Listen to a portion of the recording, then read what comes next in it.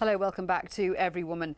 Now, it was a case that shocked Britain and the world. A 70-year-old grandmother jailed along with her son for murdering her daughter-in-law. Surjit Athwal's body has never been found. Her offence was to want a divorce. It's one of a growing number of such crimes across Europe, which police are fighting to control. Well, I'm joined in the studio by Jagdeesh Singh, brother of Surjit Athwal, and by Nammi, an expert on this issue. But first, Everywoman investigates the rising risk of dying through dishonour. Until the brutal stabbing of 16-year-old Shiulie in 2002, the term honour killings was rarely heard in the UK. For most people, including the police and the social services, such crimes happened in Asia and the Middle East. They didn't happen in London or Bradford. In 2003, Shiulie's father was sentenced to life imprisonment for her murder. He'd stabbed his daughter repeatedly before slitting her throat. Her crime? She had a Western boyfriend. According to official figures in the UK, 12 women are killed every year by members of their own families in so-called honour crimes. Experts say the real figure could be far higher. And the numbers are rising. This year, British police revealed they're re-examining more than 2,000 murder cases going back over a decade. So far, 19 have been found to be honour killings. A further 20 involved some element of honour-related violence. Earlier this year, a young Kurdish girl was hospitalised as a result of a brutal attack at the hands of her father and uncle. Banaz Mahmoud sought police help and was turned away, accused of being melodramatic. Weeks later, she was dead. Then came the shocking story of Surjit Athwal. Surjit had been lured to India for a family wedding 9 years previously, never to be seen again. In July, her elderly mother-in-law was convicted of her murder, together with Surjit's husband. Yet it was only after tireless campaigning by her family, and in particular by her brother Jagdeesh, that Surjit's case finally reached court. Now Europe is under increasing pressure to investigate the murders and intimidation of women in Asian and Middle Eastern communities. In the UK, the Crown Prosecution Service has dedicated teams of senior prosecutors to uncover so-called honour crimes. But while many have welcomed the moves, critics say the authorities are still too concerned about upsetting cultural sensitivities, and more needs to be done to help potential victims. Very disturbing issue. Jagdeesh, did you have any inkling at all that there was a problem between Surjit and her in-laws? Well, problems started to emerge for several years prior to her being killed, and we were helping Surjit through those problems. The marriage had reached a state of complete collapse, and Surjit was talking very actively about divorce. And we felt as a family our role would be to support her through that divorce and extricate her from a very unhappy, distressful marriage. And we were hoping this could be done calmly, clearly, without fuss and conflict. But could you comprehend that even her talk about divorce was something that her in-laws felt brought shame on them, to the extent that they would actually kill her? Well, along the several years of this trouble that featured in her life, and indeed in our life, because we're her relatives and we felt the pain, we had no inkling that this is how it would all end. We had no indicator that they would resort to such severe violence, such murderous violence, merely because Surjit dared to defy them and stand up and assert herself and say, look, I want out of this and I want a divorce. Yes, we were aware of conflict in the house, we were aware of issues of domestic violence, we were aware of wrangles and ongoing conflict, but we felt that would be the limit of it. It wouldn't lead to murder. And when it did, it absolutely turned myself upside down. Deanna, we hear about honour killings. There's no honour about it. This is murder. Yes. Is this something that's on the rise across Europe?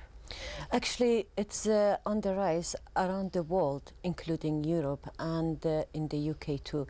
I can say that it was happened much before that it has been so highlighted now. But because there were no any knowledge about it, and it wasn't identified as a violence against women, so all the murder was counted under the name of domestic violence. But I believe due to the rise of fundamentalists around the world, it has been increased in Middle East and South Asian country, and in the Europe, especially within those community too. Okay, so when it comes to the West, police say they're taking these kind of crimes much more seriously. Has that been your experience? They are doing now, but I have to say that actually when the crime is happening, the Crime Prosecution Service, they are doing their job investigating the case much better, but all the police station and police officer in responding to the need of women, they are far behind. And still it is like a lottery. If we need if you are asking them for helping a woman, it's like a lottery to find an officer to understanding well about a killing and try to help the woman. Jagdeesh, what was your experience when you went to the police and told them about your suspicions? I would echo Diana's thoughts there. When Surjit disappeared, we were frantic with worry. I remember vividly I went to a police station in Hayes. They turned us away. We don't deal with disappeared women overseas. I went to a police station in my hometown of Coventry. We don't deal with such cases. Even when you told them you thought she might have been a victim of violence? Even when I told them, look, this was the situation in her marriage, I'm strongly concerned she may have been murdered. She is a UK citizen. What did the Foreign Office do? Tragically, in Surjit's case, we had zero support from the Foreign Office, and yet when we compare it to cases like Lucy Blackman in Japan, Kirsty Jones in Thailand, Ian Stillman in India, and Peter Bleach in India, and indeed now with Madeleine McCann in Portugal, we see this volume of support, and at a very senior prime ministerial level, we see the British government making representations to overseas governments. When we requested that kind of support, we were fudged. We received prevarications. We received no responses, and we were left on our own to persist with our own inquiries and push and prod the police in India, push and prod the police in London, the Metropolitan Police. It's only thanks to God and thanks to good minds within the Metropolitan Police that the case has reached this far. But the case was left to die its own death for many, many years along the way, and we were fighting against a wall of obstruction, disinterest, don't care, don't want to know, double standards, and plain discrimination.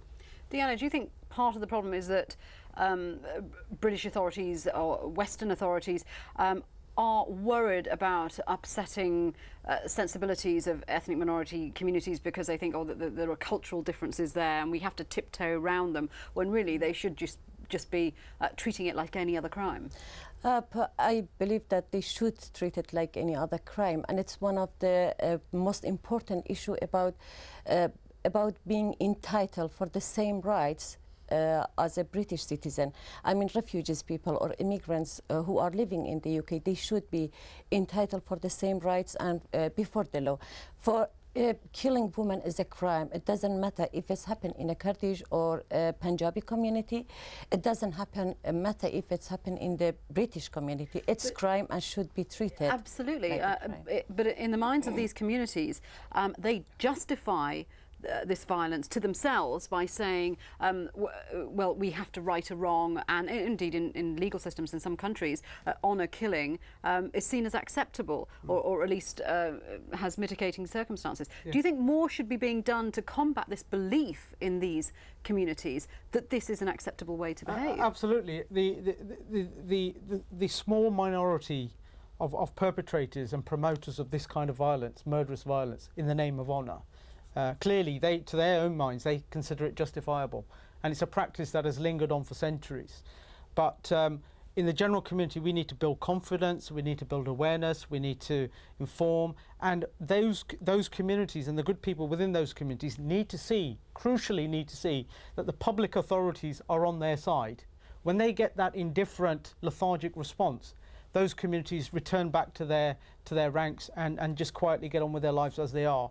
They're not getting the support, the moral support, the systematic support to stand up against these horrors that are taking place within their communities, but they need official public support from the government, from the police, to be able to tackle them within their community. And not only that, but to tackle it before it happens, Before so that it women happens. who feel they're at risk That's right. have somewhere to go and have resources that they can fall Indeed. back on. One of the defining features of Surjit's case has been that it is so easy to carry out murder against a person living in the UK, so long as you take them abroad and kill them abroad and dispose of their body. My sister's case has demonstrated so vividly that it is so easy to murder somebody. So long as you do it in the right place and the right time and you dispose of the evidence, you can get away with it. And Surjit's perpetrators were about to get away with it, but for the fact that certain witnesses came forward, and they came forward because they saw the police making an effort. They drew confidence from that. Had they not seen the police make an effort, they would have remained stagnant and quiet in their quiet world. And you're not leaving it there either, are you? I'm not leaving it there. Carrying on with your There campaign. are killers still at loose in Punjab, North India, who were the actual hands-on killers that committed Surjit's murder.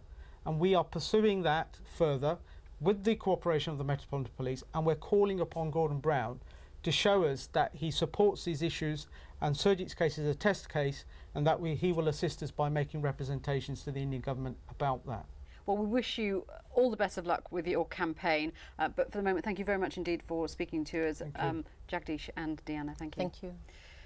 And that's it for this week. If you'd like to send us your views on any of the issues covered in this programme, you can email us at everywoman@aljazeera.net. But until next time, from all the team here, bye-bye.